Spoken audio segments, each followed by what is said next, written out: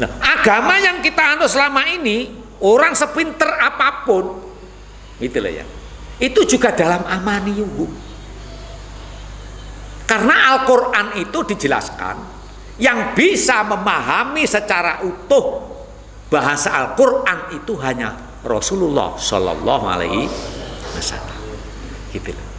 Cuman kemudian baginda Rasul menjelaskan yang bisa mewarisi kebenaranku adalah para ulama, bukan kiai, ulama. Gitu lah ya. Siapa ulama itu? Alladzina yakhsyallaha min ibadihil ulama.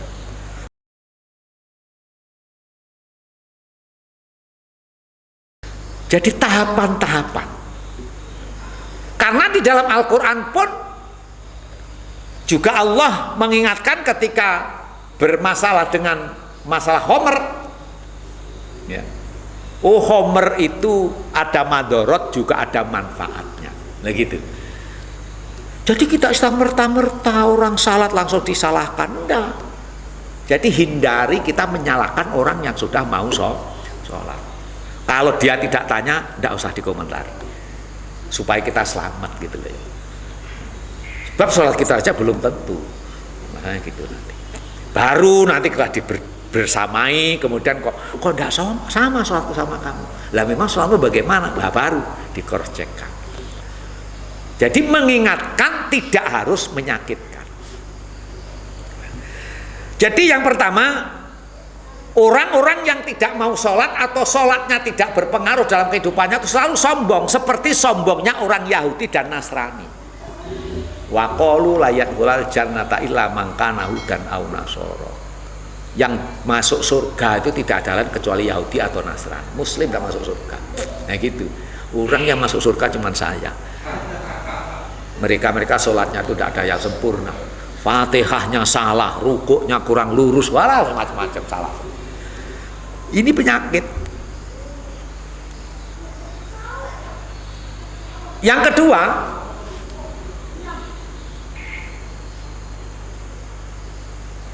tilka amaniyuhum kul hatu burhanakum in kuntum shodiqin. Kesombongan itu hanya didorong oleh angan-angan mereka sendiri. Kita pun menganggap diri kita mulia itu juga dalam angan-angan. Itu yang saya katakan tadi, bukti kita mulia itu apa sebenarnya? Kemuliaan kita hanya di dalam angan-angan. Nah, agama yang kita anut selama ini, orang sepinter apapun, itulah ya, itu juga dalam amaniyuhum. Karena Al-Quran itu dijelaskan, yang bisa memahami secara utuh bahasa Al-Quran itu hanya Rasulullah Shallallahu Alaihi Wasallam. Gitu. Cuman kemudian baginda Rasul menjelaskan yang bisa mewarisi kebenaranku adalah para ulama, bukan kiai, ulama. Gitu lah ya. Siapa ulama itu? Alladzina yakhsyallaha min ibadihil ulama. Orang yang punya rasa takut kepada Allah. Bagaimana rasa takut kepada Allah Subhanahu wa taala dibuktikan? Biasanya dalam bentuk kejujuran.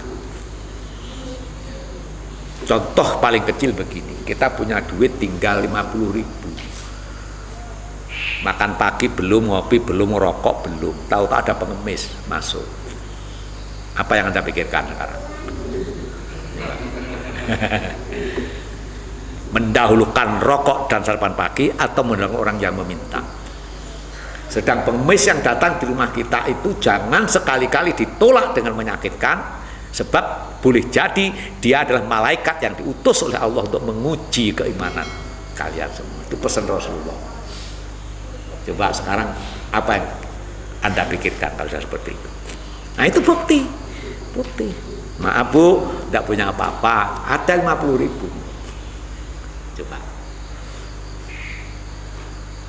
Ya memang berat. Kenapa? Ditakdirkan manusia itu mencintai dunia dan bersifat bakhil. Itu ciri khas sudah. Kalau bisa mengalahkan itu, Makanya disebut Al-Quran wa asarol hayata dunya fa innal jahimah hiyal ma'wa. Orang yang mendahulukan dunianya, maka nanti akhirnya adalah neraka jahim. Coba. Loh, agama prakteknya seperti itu, bukan casing, bukan gaya. Agama itu bukan tren, bukan. Itulah ya. Tapi agama itu tabiat, karakter.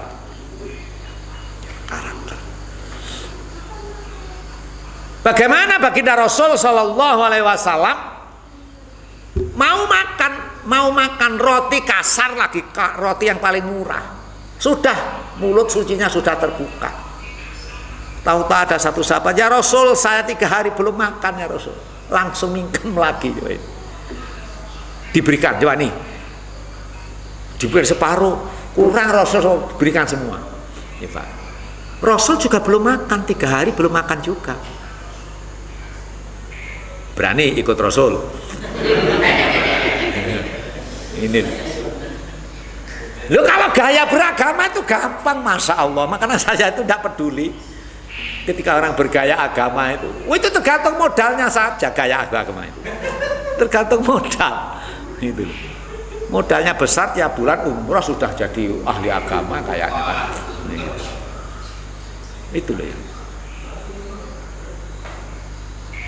Pengen pakaian besar, beli aja pakaian India, pakaian Arab dan sebagainya. Sudah. Nah, kita terjebak pada masalah ini sekarang. Ya kelihatannya memang masuk televisi syiar, pakainya mewah-mewah. Kan di sisi yang berbeda. Di sisi yang berbeda. Kalau kita mau jujur pada agama kita. Kadang-kadang model pola pikir ini terus dikritik. Itu kan akhirnya tidak mau maju. Bagaimana mungkin tidak bisa maju? Orang yang berpegang teguh kepada agamanya tidak pernah menyeleweng, tidak pernah bohong, tidak pernah berkhianat. Kalau memegang amanah apapun pasti sukses orang ini. Nah sekarang tuh orang sudah menjadi penguasa, sudah lupa sudah. Maka penguasa itu yang dikelola adalah duitnya rakyat. Tapi ketika bikin anggaran untuk dirinya diperbesar, untuk rakyatnya diperkecil, itu namanya wailul lil mutaffifin. Makanya kemudian orang-orang yang menekuni akhirat yang benar itu tidak mau masuk pada wilayah kekuasaan. Kalaupun toh mau, dia harus benar-benar siap untuk tidak menerima apapun. Itu baru orang yang imannya jelas. Loh, kalau kemudian melamar-melamar, minta-minta sampai suap menyuap, ya wawalam bisawab itu. Itu loh. Bukan kita nuduh, tetapi yang itu itibarnya seperti itu. Ya memang riskan. Penguasa itu dalam Al-Quran sebutkan orang itu kalau kamu didatangi penguasa, pasti penguasa itu membawa malapetaka. Membawa malapetaka. Pondok pesantren yang sering didatangi penguasa itu apa kamu kira itu untung itu? Makanya kenapa saya selalu tidak mau didatangi bupati, wakil bupati, Pak Camat mau datang, tidak usah. Kenapa? Kalau mau datang biasa-biasa saja, tidak usah pakai sepatu. Silaturahmi seperti orang biasa. Jangan usah protokoler terus ini aku selamatan begini-begini, nanti aku habis banyak sumbanganmu tidak ada. Banyak gitu.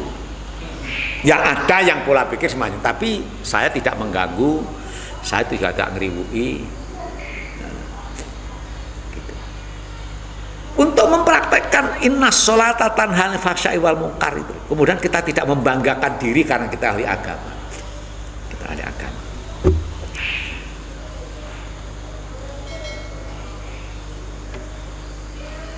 Yang kedua, orang yang ahli sholat itu bercahaya secara batin. Nuruhum yas'a baina aidi wa aymanihim wa bi aymanihim. Nanti di akhirat orang yang ahli sholat itu bersinar. Secara lahiriah orang yang ahli sholat itu la khaufun alaihim wa lahum yahzanun. Sedikit kalau tidak sama sekali masih tidak mungkin. Sedikit punya rasa khawatir. Orang tidak pernah bimbang. Orang yang ahli sholat, sholatnya mantap tuh tidak pernah bimbang. Tidak pernah bimbang. Karena apa? Yang dilakukan semata-mata hanya mengikuti perintah Allah Subhanahu wa Ta'ala. Itu saja. Bukan dalam cerita, tapi dalam praktek. Itu. Jadi dalam segala hal itu sifatnya menolong. Kita berbisnis bukan semata mencari untung, yang penting tidak rugi.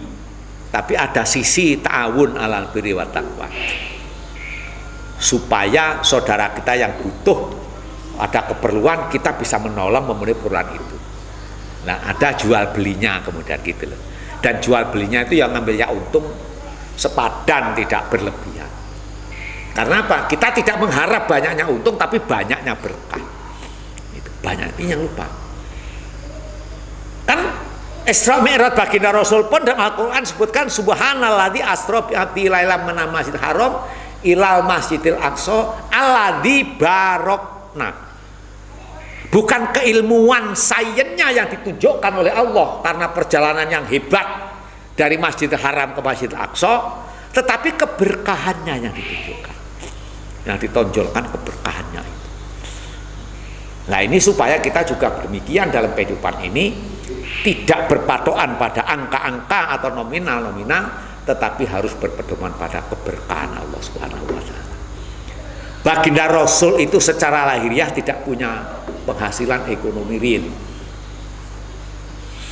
Walaupun beliau yang bangun kota Madinah, walaupun beliau menjadi pemimpin umat waktu itu, beliau yang bangun pasar kota Madinah, beliau yang bangun kebun kurma di kota Madinah dengan terkenal kurma ajwanya.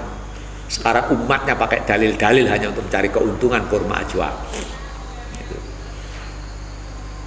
Tapi bagaimana Rasulullah melaksanakan tugas-tugas kerasulan ini?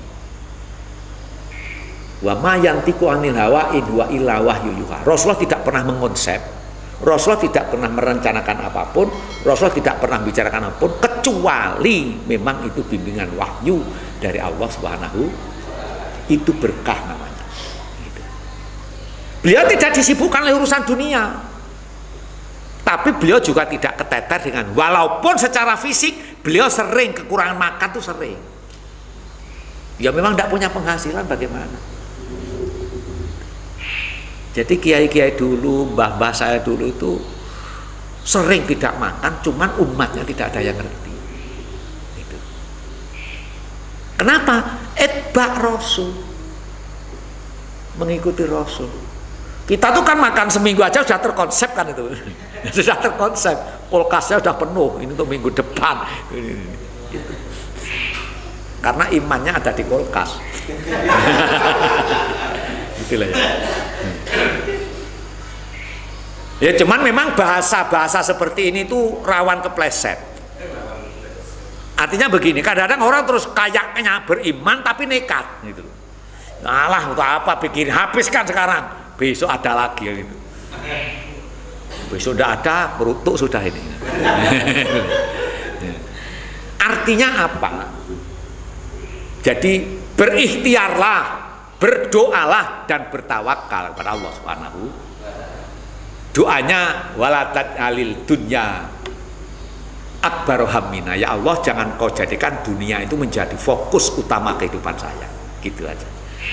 Jadi mintanya kepada Allah, tapi kita manusia konsep. Karena kalau besok tidak ada makanan, siapa masa Allah apa ngasih beras kan enggak lah ya. Gitu lah. Kita biasa-biasa saja gitu loh. Jadi langsam, bahasa Jermannya ngelangsam itu alon-alon.